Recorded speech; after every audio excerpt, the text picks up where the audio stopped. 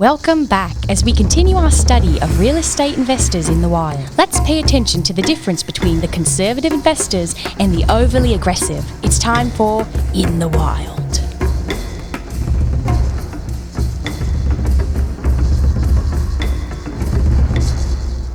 Here they are in their natural environment. Let's take a closer look. It is a bountiful time for the investors to gorge themselves fat on their favourite treats of cash. Oh! And even the young seem to have found themselves a few snacks. But look at the long-term investors. They've gathered enough to save. The young barely even have enough to feed themselves. Oh dear, at least these creatures still share. Oh no, we've entered the dry season the elders refer to as a recession.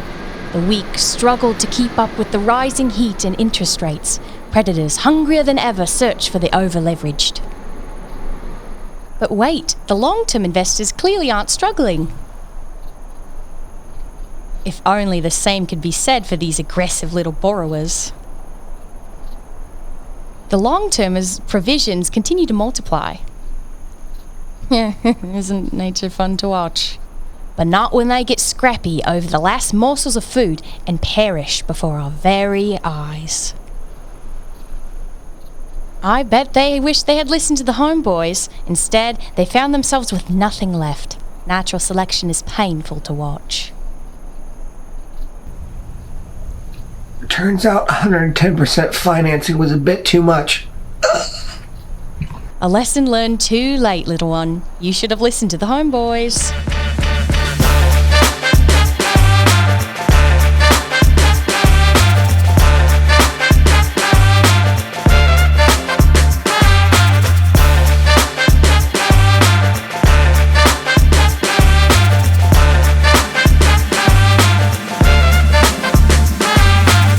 Everybody, you're kicking it with the Homeboys and the Homeboys podcast. My name is Clint Wetherill. We have a really exciting topic today. We're talking about a recession. That's a word that's been thrown around a lot lately, and a lot of people get really scared whenever they hear the word recession. We're here to tell you why it may be necessary. I'm here with my dear friend, Mr. Scott Adams. What's up, partner? Living that dream. I can't wait. We're going to touch on a few topics. We're going to talk about how recessions are actually naturally occurring events in healthy economies. Who would have thought? We're going to touch on how adversity of those recessions kind of separates the weak from the strong, and as painful as they are to go through, they serve a purpose that benefits economies over long periods of time.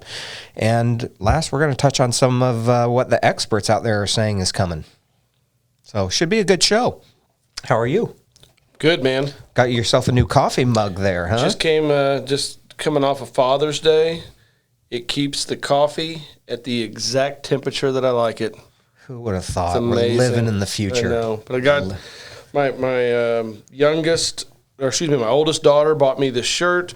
My youngest daughter got me these socks. So it's a Father's Day. I love it. Kind of feel around here. But yeah, it was cool. Father's Day for me is I grew up always looking forward to Father's Day because me and my dad would sit around and watch the U.S. Open. So I normally don't do anything on Father's Day. I will watch the U.S. Open and think of the fond memories I had with my dad. That's neat. So it's pretty cool. So that's what I did. But yeah, man, life is good. I got to hang out and have some fancy dinners with my daughters. My wife said, anything you want me to make, I'll make. So yeah, sounds amazing. Oh, it was awesome. Can't put a price on a home-cooked meal. I know. Sitting with the kids, and life is good. Life is good. Yeah, well, we've got a lot going on here at the office, so it's kind of good to come in and sit down. We had a big luncheon in here today, and it's just good to have everybody together and the camaraderie. And we live in a very negative world that is dominated by crappy news and crappy people, quite honestly. But it's good to have our team in here today, and we had some Thai food in here, which was so yummy, but it's made me a little tired, so that's why I'm on the coffee today. But speaking of negative things, the word recession immediately brings out the Chicken Littles. Mm-hmm. We say we talk about Chicken Little quite often within our office and on the podcast. Because we are Chicken Littles. Yeah, I'm a huge pessimist. Yeah, me too. You got to be on your toes. You got to be ready to evolve or die. That's right. So yeah, recession is something that's very scary. But we talked about it last week a little bit on our podcast, and we joked about it in our skit where, hey, we kind of knew this was coming. Sure. And you and I have talked quite often how we wanted it to come. It was time. Yeah, it's not necessarily whether I want it or don't want it. It's the fact that I'm a realist, and I believe in that there's a lot of economists out there that are a lot smarter than me. Get out of here. Who I have Seriously? listened to. I know, No. hard to imagine. Who I have listened to, who have, really hammered into my head that recessions can be a natural and healthy part of a healthy economy. As strange as that may sound, how would a recession be part of a healthy economy? They serve purposes. So it doesn't have to necessarily be an all negative thing. You just have to go into it with your eyes wide open and realize that it's going to happen, and you have to plan accordingly and adjust as it comes. Now, a recession is not a guaranteed thing, which we'll touch on some of what the experts are saying. But one interesting thing I saw last night is Elon Musk is lowering Tesla decreasing employment at Tesla by 3.5% in advance of what he thinks is a coming recession. I found that interesting. So, not that he's the greatest economist in the world, but he's been labeled as a pretty smart dude. he's a very smart dude. Right. He is a futurist. He's very good at changing the future and predicting it. But love him or hate him. I mean, it's hard sure. to argue his intelligence. I mean, Right. the guy's smart guy. smart guy, and he's, I like him quite personally. as you know, I'm a huge fan of him, but I understand some people don't. But he's in the majority.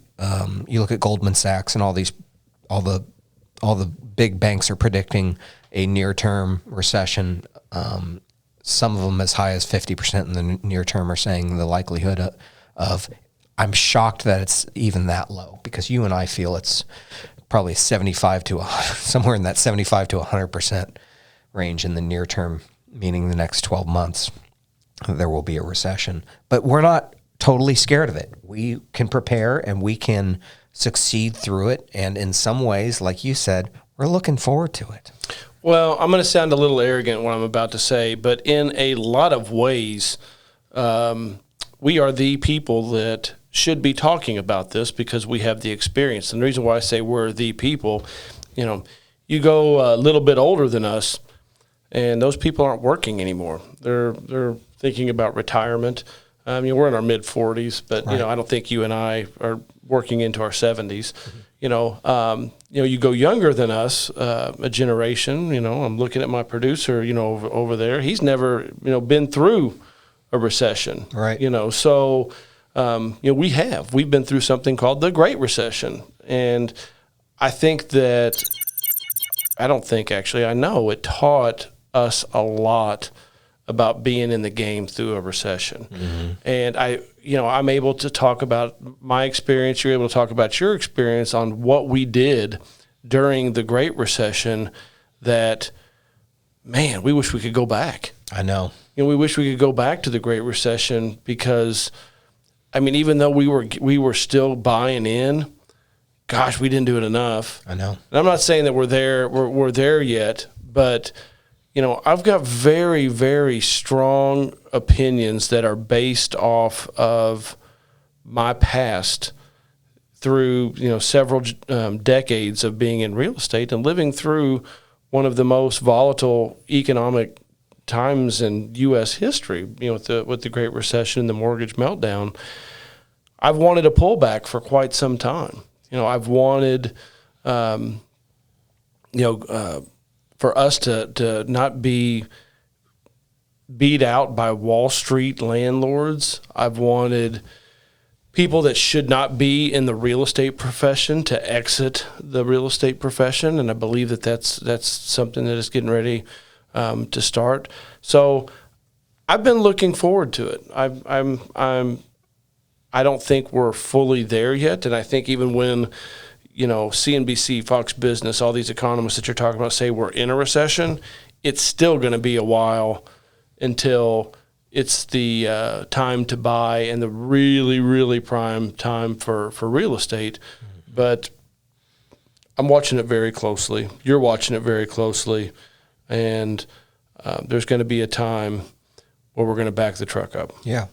And for now, what we suggest doing is this same exact thing that we are doing. We suggest selling off any assets that have appreciated a lot but do not have strong cash flow. So you can ring the register at those. Any properties that have great cash flow, just hold them. Do not sell them. You're going to need them to see you through the recession and to be cash flow positive so that you can buy when prices drop. So the thing with buying during a recession, it's incredibly difficult to have the courage to do it. It's so hard to be the fish swimming against the current. It's so hard to know when that bottom is. And you will never time the bottom 100% correctly. However, you can buy on the drop and on the comeback. And we're not there yet, but we would suggest being prepared to do that. So hold on to your great assets that you have now. In fact, if you see good cash flowing assets, we're adding them. We just added this week 3 duplexes to our portfolio. We're building 25 duplexes in southern Indiana. We're still going crazy for good cash flowing assets because the economy, in a sense, doesn't matter for those as far as values. The only thing that matters is will those be good cash flowing assets during a recession period? And we believe strongly and have seen it happen that the assets that we invest in are great performers during downturns. So we feel strongly in holding good cash flowing assets and acquiring them and offloading any cash heavy properties that don't provide that cash flow because you won't be able to sell them during a downturn. So ring the register on those, hold on to your good stuff. And you made a point here, which is our second point, which is adversity separates the weak from the strong. And it is an incredibly difficult thing to say because it's bad things are going to happen to bad performers. And right now, anyone in America can have a job. We were looking at the unemployment numbers. There's basically a job for every man, woman, and child of working age in the country right now. Mm-hmm. That's a good thing. I don't want people to be out of work. However, there's not enough competition for those jobs, and people who are very bad at their jobs are still able to keep those jobs and to do a very bad job at those jobs and make a paycheck. And that is not good for an economy. Well, anyone that's definitely above the age of 40, that work ethic, and I don't know I should say that, but especially work ethic in jobs that we grew up around, non-tech, related jobs, is something that is it's hard to find. It's different. We struggle to have enough employees for the trade. So if there's anyone out there that wants a job and you're in the Fishers, Indiana, or metropolitan Indianapolis area, we'd love to have you. And at rates that are higher than whenever I graduated from the Kelley School of Business at Indiana University. Right. But anyhow, it's challenging. We've talked about the labor gap on here, and how hard it is to fulfill certain positions. Yet, if there's a business that's looking for a social media poster, you will get 1,000 applicants in 15 minutes. It's interesting times. And I don't have a crystal ball. I don't have all of the right answers. But when you say separates the weak from the strong, you are going to see it. And you're also going to. We're coming out of a period where there's been a lot of free government money. Probably not something that's going to continue once we, are fully in a recession. People And they're tightening it now. They're tightening that now. They're going to be forced Monetary back to work. policy is changed. They realized that they overreacted and they loosened too much. They gave out too much stimulus, and interest rates were too low. And so they're trying to pull back. And in the meantime, demand continues to be higher than supply because supply chains are still backlogged, and the demand is still there from all the cash that's been poured into the economy. And everybody can have a job. So between the cash that was poured into the economy by the government and the workforce being anyone who has a heartbeat can get a job, it's an environment that needs to change. It's not healthy right now. And I feel bad saying that because I know it's good times for most people. And I don't want things to be bad for folks. But at the same time, this is unsustainable. It just realistically is. And it's going, if this didn't cool down, it will eventually become a poor place to invest in the country, not just real estate. And so something has to happen. And all of the experts are predicting that there will be a pullback and a cooling down soon. You say that demand, far exceeds supply in our economy in general. I would agree. But I believe that it's going to blow people's minds with how quickly that flip is going to be. Oh, yeah. I think that, we've had, several years here in central Indiana where, homes are on the market for, minutes, a couple of hours. Right. It's crazy. Me and my wife tried to get a car a few months ago, and just, how bananas it is. We ordered 12 vehicles for our work here, for our maintenance staff, and they can't tell us anything. It's bananas. I think that you're going to go from not being able to get anything to it literally doing a 180, within 6 months. For sure. Why? We live in a very payment-driven society. We say it all the stinking time, and I want everyone to hear this. Get that out of your minds. It's not about payment. It's about the investment. People just look at what the payment is. Oh, well, my payment, went down $100, or my payment's only a couple $100 more for this. That is a terrible mindset to have. And you're never going to accumulate the wealth that you deserve by having that mindset. You are a slave to your debt. Correct. You are acquiring things you cannot afford. Someone is loaning you, usually a bank, the money to acquire something you can't afford so that you will be a slave to them, work for them, and pay them interest on that money. It's not something that most people can flip a switch because you got to keep living, but it's something you should, every time you purchase something with a loan, whether it's a car, a home, anything, if you borrow to buy toys, that is an indicator that you need to readjust how you view life. I learned that from an early age when I bought a boat right out of college. And I remember a wise family member saying, "You financed a boat?" And I was like, well, yeah, it was like 7% financing for 10 years. 10 years. I was like, why wouldn't I? It's only $99 a month or whatever it was. They're like, you financed a boat. And I said, yeah. And they said, well, why didn't you just buy it? And I was like, I don't have 10 or 20 grand sitting around to just go buy a boat. And they're like, well, then you can't afford a boat. And that concept blew my mind. Well, their point is you're going to be upside down on that boat from the day that you buy it. And you're paying for 10 years. Why not save? Why not work hard? Save first and then buy. I know that I can't convince people out there that they should do that for their personal home and for their car, but everything else, at least do it that way. Well, let's talk about the cars for a second because, you see so many of these SUVs are 70+ thousand. You get into even an American luxury, SUV is $100K now. So, the difference in interest rates is going to change those payments like $500. Right. It's going to be $500 more a month, on some of these vehicles. And everyone lives in a payment driven society. Everyone's just thinking about the payments. If you can afford the car, you buy the car because you want the car, and it shouldn't change your life. But Right. but you're just doing it off payments. I mean, these luxury SUVs, you're going to start seeing them on the lots again. $500 a month will take out 50, 60, 70% of the people that are buying Right. the luxury SUVs. It will. I mean, I think we'll see the same thing with luxury SUVs, toys like campers, boats, there's motorcycles, no doubt side about by that. sides. Yeah. All of those things that people were buying based on what they could afford the payment on.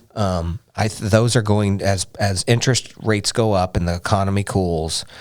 I think that we will be flooded with that. I think that's usually one of the first things that happens is the toys.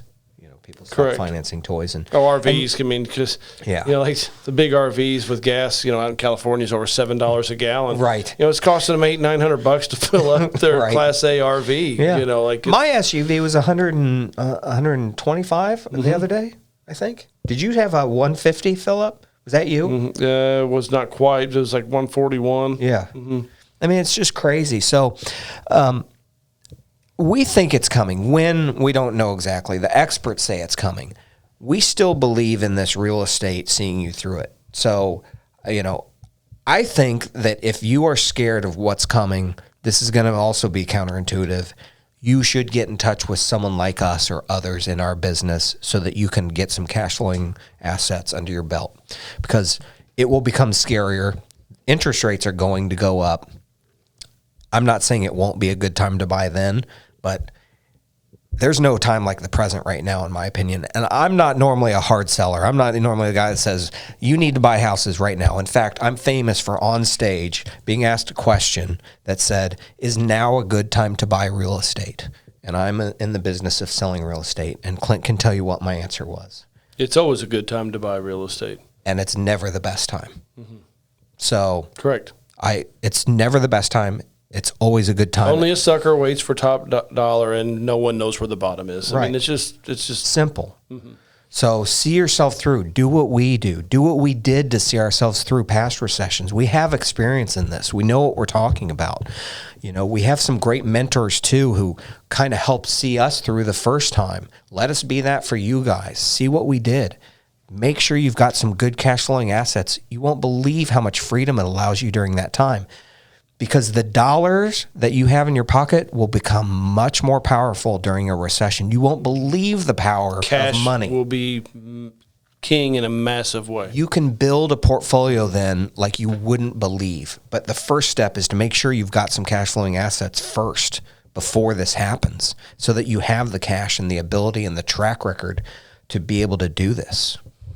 Yeah, and we're still talking about adversity separating the weak from the strong. I really want to speak to people that are a generation younger than us. The only reason I'm speaking to them is because we've been through the Great Recession. We've seen it. I feel like we can give some good advice. Be prepared for money to become more and more difficult to get. From a lending standpoint, money won't be flowing nearly as strongly as it has for the last decade. Scott just said cash being king. So look at your portfolios, whether it's stocks, investments, whatever it is, and if you need cash, plan for that now. Don't plan on using especially your real estate as a piggy bank to where you can refinance and pull cash out, because it's going to be a spot where you cannot do that. So prepare. We're almost already a little too late to be able to prepare the way that you should have, but there still is time. I don't want to be a fear monger, and I feel like the generation behind us, thinks that Scotty and I are fear mongers, when it's not. It's experience that has made us cautious, not fear monger. Big difference between fear monger and cautious. Yeah, let me dive down a little bit on something you said there that we're noticing as a trend with more the younger generation, which is leveraging your house, refining it as soon as there is equity in it.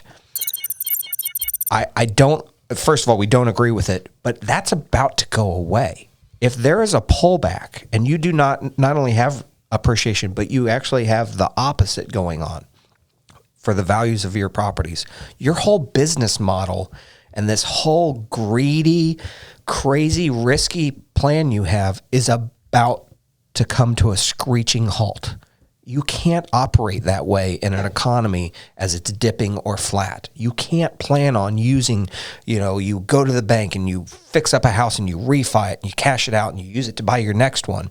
That whole business model is about to die. So quit listening to these TikTokers and these young people out there that are so aggressive with their real estate practices, thinking it's the only way to do it. There's better ways. There's conservative ways. We can show you that.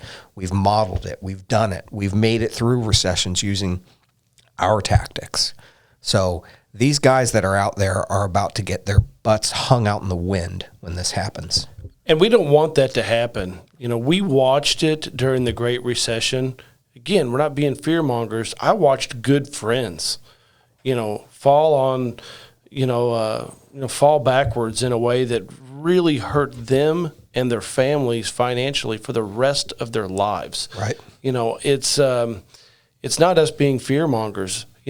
We just had lunch with our entire company, and we had some of our subcontractors come in too, and we provide lunch.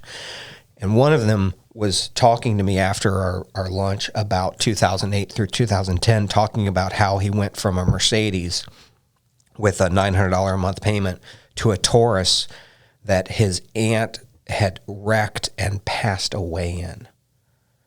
And that's what he had to drive because he couldn't afford anything else. Mm-hmm. And it was an awful memory every day he'd get up and go. And he was over-leveraged in real estate. That's why that happened to him. And one of the kindest, he's an amazing nicest man. people you will ever meet in your life. The last person you want to see this a pullback effect. But he was over-leveraged. You can't do it that way. You can't listen to these folks who are like, the Burr method is a great method, and I'm not going to do the details on it, but it's a way to maybe hit the ground with a little bit of equity in your property. Well, they then cash that out. If you're doing the Burr method and doing cash out, toast. It's over. You cannot operate that way. If you're doing the Burr method to own a good cash flowing asset and not cash out, okay, that might work. But this aggressiveness, it's going to stop. The last 10 years has trained people to think that real estate works in a way that it does not long term. It does not work that way. Healthy economies have pullbacks. Healthy economies. And it's going to happen. I don't know when. We think it's coming in the short term. We could even be wrong, but eventually it will happen because it's just a part of the cycles of economies. So please, we don't want to see people get hurt. Be conservative. You can still do it. Yeah, I think my last point on that is, I talked about money and the flow of money drying up. It doesn't just dry up for 30 days. It doesn't just dry up for 6 months. You're talking that money, the flow of money will be changed for a very long time. It could be 5 years, could be 10 years. You have to be ready. You can't always just add 20 homes to your portfolio. You need to position yourself for a hibernation. And, I'm not saying that you can't grow during a hibernation because you can, but you need to make sure that you've got the reserves, to weather the storm. And to us, it's not even really a storm. It's going to be an opportunity to buy. Mm-hmm. But, you do know going into it that you're not going to have the same access to money, and money is going to be more expensive, and there's going to be lots of banks, lots and lots of lenders that don't want to have anything to do with you. They don't want to lend you any more money. I remember I was much younger when the Great Recession, came rolling through, and, banks that I had worked with forever, didn't want to lend anymore.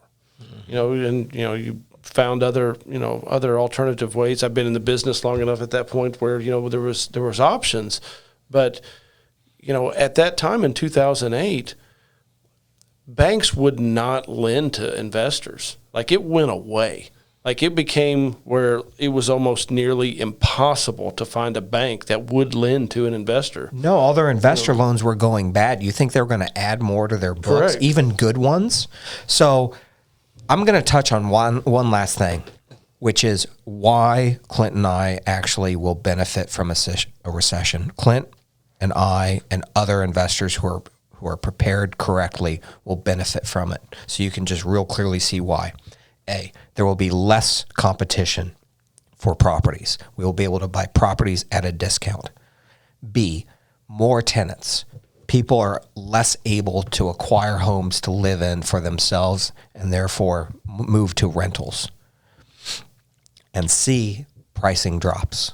So we're able to get everything for cheaper. I don't just mean the house. I mean HVAC, carpet, labor.